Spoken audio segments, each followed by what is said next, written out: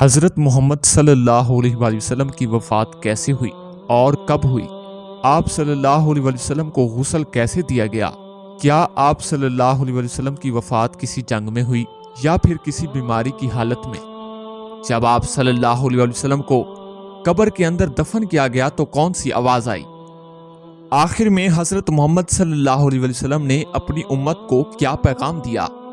کیا آپ صلی اللہ علیہ وآلہ وسلم کو غسل عام آدمیوں کی طرح دیا گیا؟ ان تمام سوالات کے جواب جانتے ہیں آج کی ویڈیو میں۔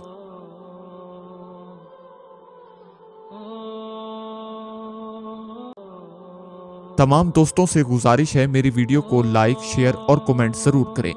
فاطمہ الزہرا سلام اللہ علیہا فرماتی ہیں کہ میں حضرت محمد صلی اللہ علیہ وسلم کے سرہانے بیٹھی تھی کہ کسی شخص نے کہا السلام علیکم اور پھر اندر آنے کی اجازت طلب کی۔ میں نے کہا اے اللہ کے بندے، اللہ تمہیں بیمار پرسی کی جزائے خیر دے، آپ صلی اللہ علیہ وسلم کو آرام کرنے دو، آپ صلی اللہ علیہ وسلم عبادت میں مشغول ہیں۔ آنے والے نے بلند آواز سے کہا مجھے اندر آنے کی اجازت دے۔ اسی آسا میں حضرت محمد صلی اللہ علیہ وسلم نے آنکھیں کھولی اور حضرت فاطمہ الزہرا سلام اللہ علیہا سے فرمایا کہ تمہیں پتہ ہے کہ تم کس سے باتیں کر رہی ہو؟ تو ناظرین، اس وقت حضرت فاطمہ الزہرا سلام اللہ علیہا نے کہا نہیں۔ حضرت محمد صلی اللہ علیہ وسلم نے فرمایا کہ یہ ملک الموت ہے، انہیں اندر آنے دو۔ حضرت جبرائیل اندر آئے اور آتے ہی السلام علیکم یا رسول اللہ کہا۔ آپ صلی اللہ علیہ وسلم نے جواب میں وعلیکم السلام یا امین اللہ کہا اور پھر یوں گویا ہوئے مجھے اس خداوند جہاں کی قسم ہے جس نے آپ صلی اللہ علیہ وسلم کو پیغمبر بنا کر بھیجا ہے، اس سے پہلے میں نے کبھی کسی سے اجازت طلب نہیں کی اور آئندہ بھی کسی سے طلب نہیں کروں گا۔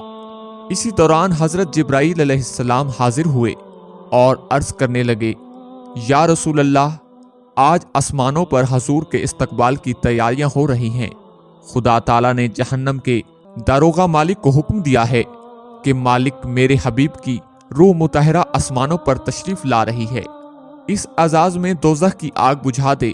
اور حوران جنت سے فرمایا کہ تم سب اپنی تزئین و آراستگی کرو، اور فرشتوں کو حکم دیا ہے کہ تعظیم مصطفیٰ کے لیے صف بے صف کھڑے ہو جاؤ۔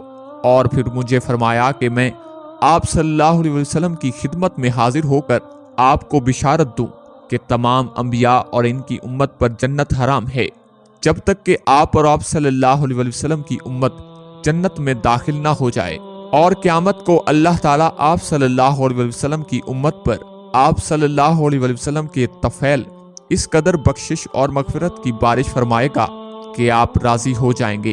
وفات کے وقت حضرت محمد صلی اللہ علیہ وسلم نے ملک الموت سے فرمایا کہ اے ملک الموت، مجھے اپنے رب کی ملاقات کا شوق ہے، اب تم جس کام کے لیے آئے ہو وہ کام کرو۔ ملک الموت نے عرض کیا کہ مجھے حکم ہے کہ اگر حضرت محمد صلی اللہ علیہ وسلم کی مرضی ہو تو تب روح مبارک قبض کرنا۔ تو ناظرین، حضرت محمد صلی اللہ علیہ وسلم نے روح قبض کرنے کی اجازت فرمائی۔ ملک الموت نے روح مبارک قبض کرنی شروع کی۔ موت کی تکلیف سے حضرت محمد صلی اللہ علیہ وسلم کی پیشانی پر پسینہ آیا۔ سکرات کی تکلیف شروع ہوئی تو فرمایا اے اللہ، موت کی بڑی سخت تکلیف ہے۔ مٹی کے پیالے میں پانی بھروا کر رکھوایا۔ آپ صلی اللہ علیہ وسلم بار بار پانی میں ہاتھ ڈالتے اور وہ ہاتھ اپنے منہ پر پھیرتے اور فرماتے اے اللہ، مجھے اپنے پاس بلا لے۔ حضرت فاطمہ الزہرا سلام اللہ علیہا نے فرمایا یا رسول اللہ صلی اللہ علیہ وسلم، آج آپ کو بہت تکلیف ہے۔ فرمایا اے فاطمہ، آج کے سوا پھر کبھی تیرے باپ پر کچھ تکلیف نہ ہوگی۔ اے فاطمہ، جب میرا انتقال ہو جائے تو تم انا للہ و انا الیہ راجعون کہنا۔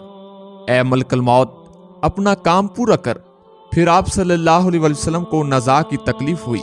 حضرت جبرائیل علیہ السلام نے حضرت محمد صلی اللہ علیہ وسلم کی طرف سے اپنا منہ پھیر لیا۔ حضرت محمد صلی اللہ علیہ وسلم نے فرمایا اے جبرائیل، تم نے اپنا منہ کیوں پھیر لیا؟ حضرت جبرائیل روئے اور عرض کیا یا رسول اللہ، کس دل سے آپ کی نزا کی حالت دیکھ سکتا ہوں؟ پھر حضرت محمد صلی اللہ علیہ وسلم نے فرمایا اے لوگوں، نماز کی حفاظت کرنا، یہ کہہ کر پھر فرمایا ربی جبلی امتی ربی جبلی امتی، یہ کہہ کر جان سینہ مبارک تک سمٹ آئی۔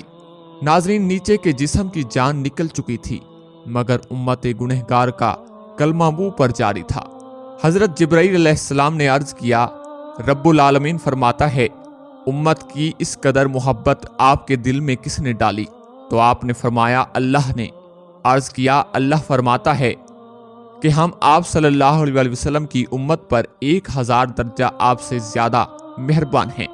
اے نبی صلی اللہ علیہ وسلم، تم اپنی امت کو میرے سپرد کر کے موت کی تکلیف کو آسان کیجیے۔ یہ سن کر فرمایا اب میرا دل ٹھنڈا ہوا، اے اللہ اب مجھے بلا لے۔ بے ہوشی طاری ہوئی اور ماتھے پر مشک کی خوشبو کا پسینہ جاری ہوا۔ تو ناظرین، یہ رات کا وقت تھا، سید الکونین نزا کی حالت میں ہیں اور حجر مبارک میں دنیا کی قلت کے سبب چراغ میں تیل نہیں ہے۔ حضرت عائشہ صدیقہ رضی اللہ تعالیٰ عنہ نے ہمسائے کی عورت کے پاس چراغ بجھایا کہ اللہ کے واسطے 2 بوندیں تیل کی ہمارے چراغ میں ڈال دو کہ جناب رسول صلی اللہ علیہ وسلم اندھیرے میں انتقال فرما رہے ہیں۔ ہاتھ آپ صلی اللہ علیہ وسلم کا آسمان کی طرف تھا، یک بیک گردن مبارک کا مہرہ ایک طرف کو مائل ہوا، روح مبارک آسمان کی طرف پرواز کر گئی۔ ایک خوشبو حجرے میں پیدا ہوئی، طبیعت نے جان لیا کہ حضرت محمد صلی اللہ علیہ وسلم براق پر سوار ہوئے واپس نہ آئیں گے۔ تو ناظرین، امام علی علیہ السلام نے فرمایا کہ میں نے ملک الموت کی آواز سنی کہ روح قبض کر کے چلے تھے اور روتے جاتے تھے اور واہ محمدہ کہتے جاتے تھے۔ حضرت فاطمہ سلام اللہ علیہا نے جب دیکھا کہ روح مبارک پرواز کر گئی، حضرت محمد صلی اللہ علیہ وسلم کے پاس آ کر چہرے مبارک کھولا، دیکھا کہ گویا آپ صلی اللہ علیہ وسلم آرام فرما رہے ہیں، ماتھے پر پسینہ ہے۔ پکارا اے نبی، رب کا بلاوا منظور کر لیا۔ اے نبی صلی اللہ علیہ وسلم، ہم کو چھوڑ کر اپنے رب کے پاس چلے گئے۔ اے نبی، اگر جبرائیل علیہ السلام آمین آپ کو تلاش کرتے ہوئے آئیں گے تو ہم کہیں گے کہ تم کسے تلاش کرتے ہو؟ جنہیں تم دیکھتے ہو وہ اس جہاں سے تشریف لے گئے۔ اے نبی صلی اللہ علیہ وسلم، جنت الفردوس میں ٹھکانہ کر لیا۔ جب گھر میں سے رونے کی آواز آئی اور صحابہ کرام نے سنی، گھبرا کر بے تاب ہو کر دہلیز مبارک پر سر مارنے لگے۔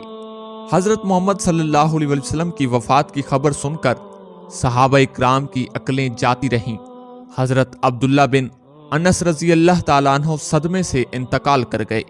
حضرت عمر فاروق رضی اللہ تعالیٰ عنہ بھی دیوانہ ہو گئے۔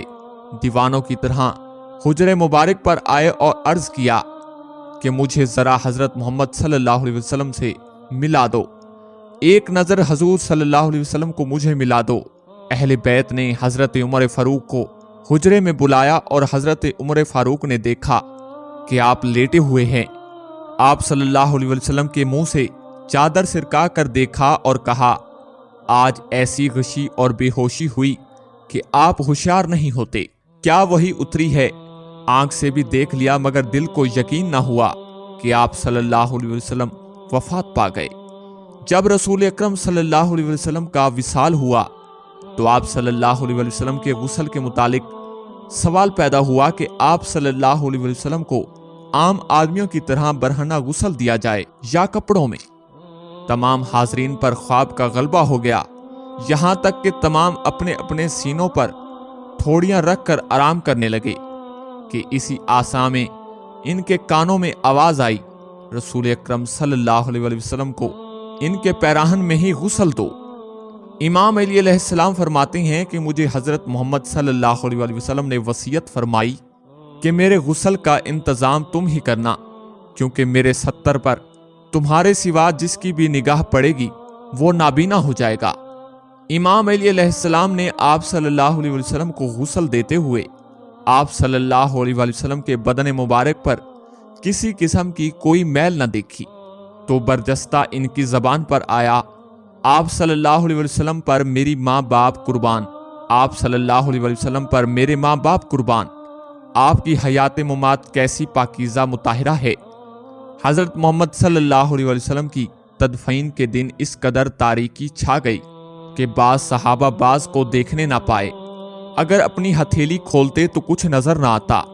یہ تاریخی حضرت محمد صلی اللہ علیہ وسلم کی تدفین تک چھا رہی۔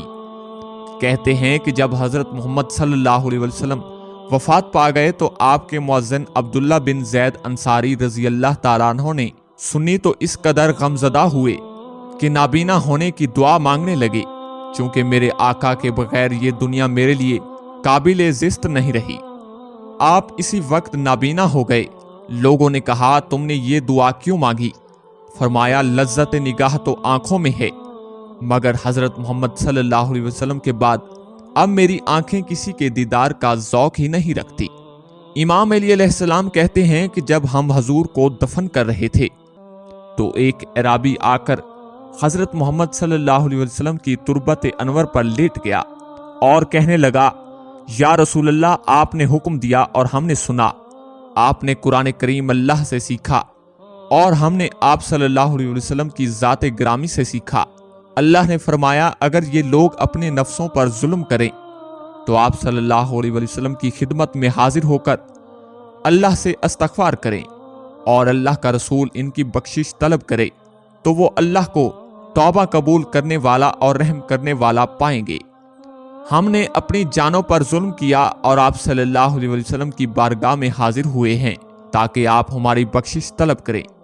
اسی وقت قبر اطہر سے آواز آئی کہ تم بخش دیے گئے ہو۔ ناظرین، اگر آپ کو میری ویڈیو پسند آئی ہے تو لائک، کمنٹ اور شیئر ضرور کریں۔